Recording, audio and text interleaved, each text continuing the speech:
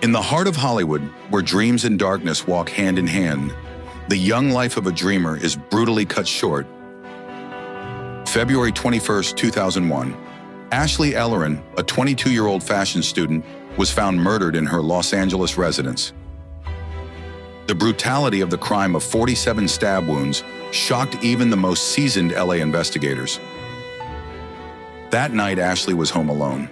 She had a roommate, but on this particular night, she was by herself, anticipating a date with rising star Ashton Kutcher. He was supposed to pick her up at 8 p.m., that he was running late. She told him she had just gotten out of the shower and was drying her hair. But Ashton didn't show up at her house until 2 hours later, at 10:30 p.m. He later testified that upon arriving at her home, he received no response to his knocks and calls.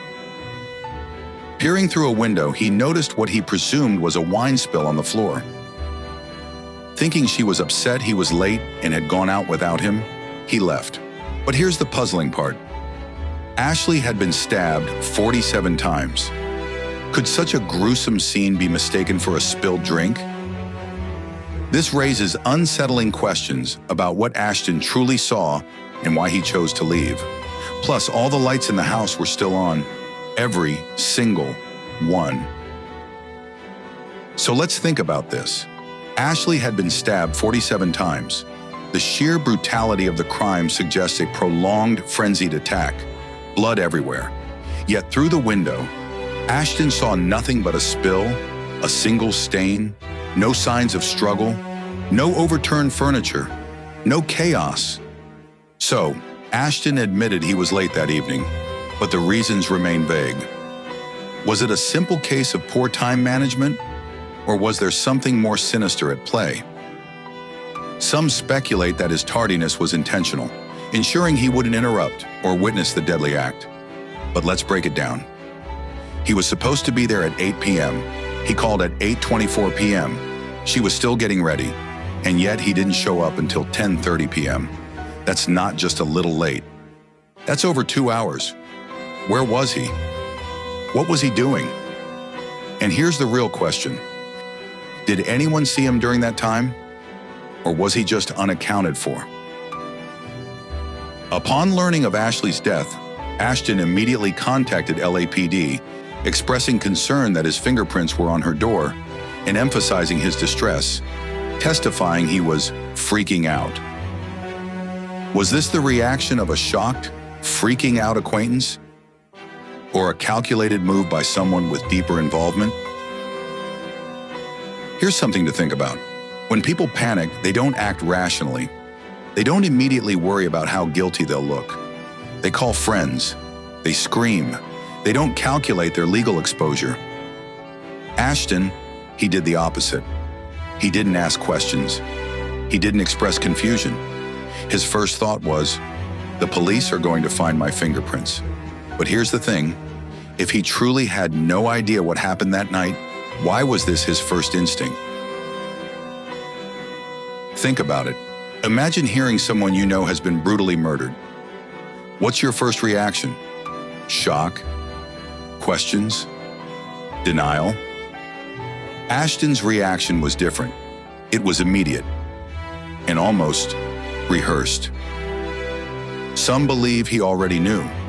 Some believe he was simply waiting for the news to reach him through the media, through a friend or the police, before making his call. He wouldn't want them to find his fingerprints and then suspect him, so he got ahead of it. Fast forward to 2 decades. It's 2023, and Ashton and his wife, Mila Kunis, are facing public scrutiny for penning character references for their friend and former That 70s Show co-star Danny Masterson, now a convicted rapist. This association with a convicted rapist of 2 women casts a shadow over Ashton's judgment and the company he keeps. Rumors persist of secret conversations and hidden truths.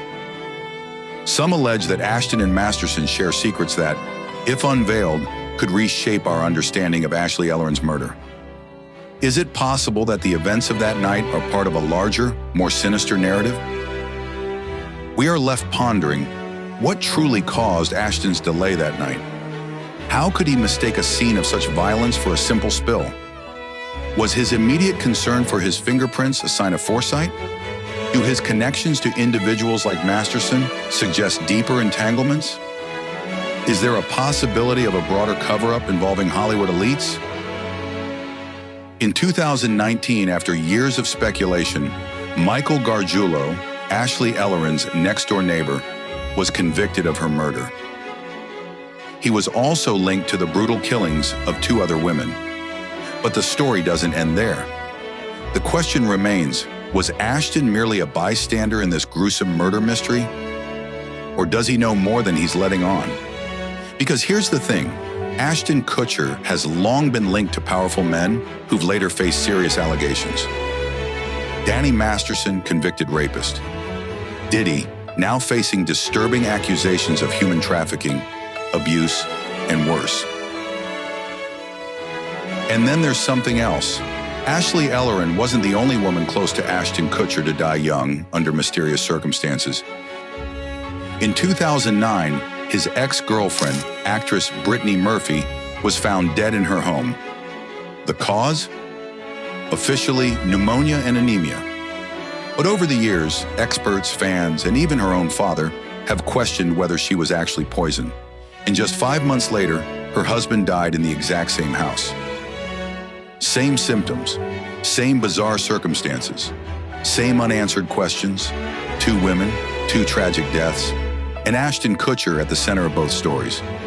Coincidence? Maybe, but in Hollywood, coincidences are rarely just coincidences. And here's one more thing that might keep you up at night. When Brittany Murphy died, her autopsy report ruled out foul play. But her father, he didn't buy it. He paid for independent testing, and what did it show? Heavy metals in her system, possible poisoning, yet the case was never reopened. Why? Now imagine this. A woman linked to Ashton Kutcher dies under violent circumstances. Years later, another woman linked to him dies under bizarre, unexplained circumstances. It's almost like history keeps repeating itself. This is just one story, just one case where the facts don't quite add up. But how many others are out there? How many more secrets lie buried, waiting to be uncovered? If you want to go deeper, if you want to question everything, then subscribe to Crime in 11 Minutes. Because in true crime, the most chilling part is what they don't tell you.